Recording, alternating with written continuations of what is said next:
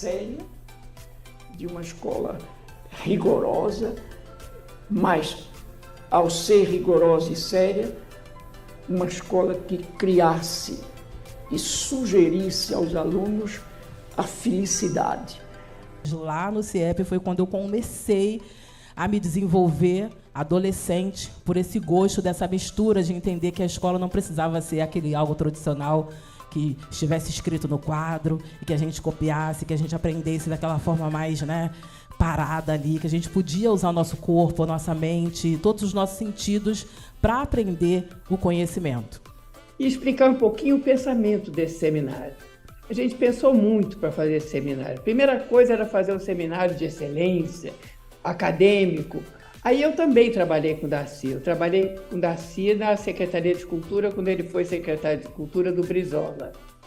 E eu lembrei que o Darcy ia detestar esse seminário super acadêmico, super de excelência. O Darcy gostava de ouvir. O Darcy gostava, como disse Zé Ronaldo, de aprender, de ouvir novas coisas e de inovar a partir de novas coisas. Então a gente pensou muito todos juntos e resolvemos fazer um seminário onde a gente desse espaço para a voz da academia, mas abrisse para as outras vozes de todos os segmentos sociais, de gênero, preferências de gênero, raciais, quer dizer, o máximo de falas contemporâneas. Dizer que falar de Darcy, é falar desse homem que, na minha concepção, foi um dos maiores defensores do Brasil. Ele lutou pelo Brasil, ele lutou pelos índios, ele lutou pela educação, ele lutou pelo meio ambiente. E o projeto dos CIEPs, os Centros Integrados de Educação Pública, era para além de uma escola, tanto que o nome é Centro Integrado.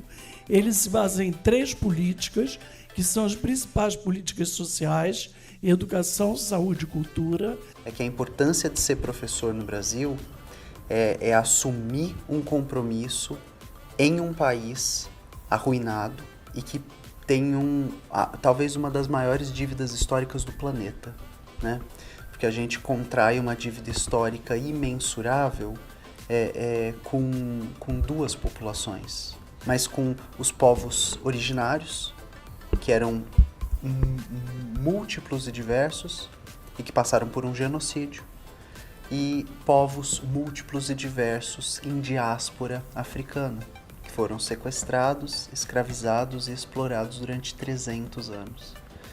Qual que é a importância de ser professor no Brasil? É resolver um passado mal resolvido. É a única função da educação nesse país. O Darcy é uma das pedras fundamentais, É uma das estruturas do pensamento social brasileiro.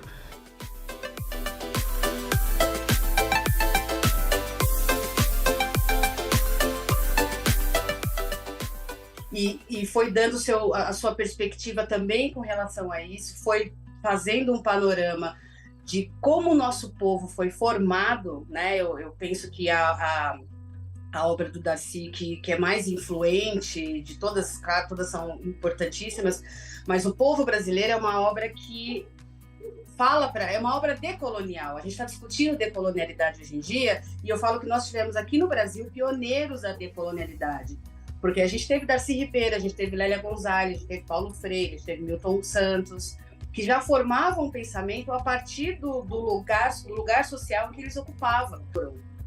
E aí é uma questão bastante importante de reforçar, sobretudo nesses momentos que a gente discute tanto a questão do lugar de fala, e muita gente se ofende achando que lugar de fala é uma espécie de silenciamento. A gente tem que ter Darcy Ribeiro como um exemplo de homem que falou a partir do lugar dele, de branco brasileiro, mas ele falou de um lugar onde ele não invadia a vivência negra, não invadia o protagonismo negro. Era um interlocutor justamente da questão negra com a branquitude. Ele fez isso com os indígenas também, e fez isso muito bem. Das navegações, dos colonizadores, desde a pisada deles aqui, a gente é visto de maneira deturpada, Então, eu vou trazer um pouquinho do que eu vivi na infância. As pessoas tinham uma certa implicância, porque no imaginário de muitos, o índio, entre aspas, o índio, deveria sempre estar no mato, deveria estar numa rede, deveria estar pescando, e muito pelo contrário, né? O indígena, ele pode estar onde ele quiser, independente do lugar, a gente não deixa de ser indígena. E aí a gente vai mais ou menos ali para mais ou menos 30 anos atrás, né? A gente tem a Constituição, né? A Constituinte. A última Constituição aqui do Brasil, ela foi feita em 1988. E um breve histórico, né, sobre os povos indígenas até aquele período, até 1988, né? Novamente voltando sobre todo o genocídio que houve em torno dos povos indígenas, né? Onde de 8 milhões, né, 5 milhões, em torno de 5 milhões de pessoas, hoje temos menos de 1 milhão, né? 900 mil, de 1.000 povos, 300 povos. Eu acho que a gente continua querendo a mesma coisa. Eu não sei se mudou muito. Eu acho que a gente continua querendo liberdade, a gente continua querendo ser tratada como cidadãs de primeira classe, né? Não de subclasse. O que eu acho que hoje a gente talvez, e aí é uma falando humildemente também muito aqui do meu lugar, né? Você estava lá vendo a luta toda acontecendo.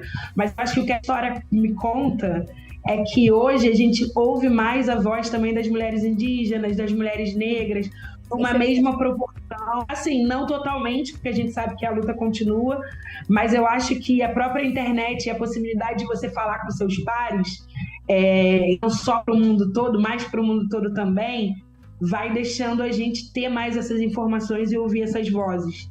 É isso aí, Giza. 1981, doutor Benjamin Franklin Chaves Jr., amigo de Martin Luther King, cunhou essa frase, essa fala, essa palavra, né, racismo ambiental, justamente para dizer o quê, galera? Que mesmo no campo climático e ambiental existe desigualdade. Somos nós que sofremos os maiores impactos. E sabe o que é o mais curioso? Quando a gente pensa populações indígenas, quilombolas, negras, ribeirinhas, favelas e periferias como um todo, nós somos as pessoas mais afetadas, mas somos nós que geramos os menores impactos ao clima e ao meio ambiente. Como foi dito, é o direito à terra. Adorei esse tema, eu que fui criada num terreno de posse, na zona norte do Rio de Janeiro. Também uma coisa muito importante no direito à terra, né, que essa continuidade dessa luta pela redemocratização é a Constituição de 1988, aonde ele aparece um item na Constituição, nos artigos 184 e 186, que garante, que fala sobre a função social da terra. E a função social da terra vai desde a questão do uso da terra, uma terra que ela não respeita o meio ambiente deve ser destinada à reforma agrária. Uma terra um proprietário de terra que tem trabalho escravo deve ser destinado à reforma agrária. E foi nesse contexto que até hoje a maioria dos assentamentos que foram feitos por MST foram feitos em terras não produtivas. E agora, no último período, não sei se vocês viram, a maioria aqui viu, né, o trabalho escravo em vinícolas, né, modernas no sul do Brasil. Então, se tem trabalho escravo, ele deve ser destinado também à reforma agrária. Tem uma frase que eu gosto muito de Darcy, que ele diz assim: o maior projeto do povo brasileiro é inventar o Brasil que nós queremos. Então, nós estamos aqui fazendo isso. Eu acho que o propósito desse seminário é esse: é reconstruir o Brasil que nós queremos.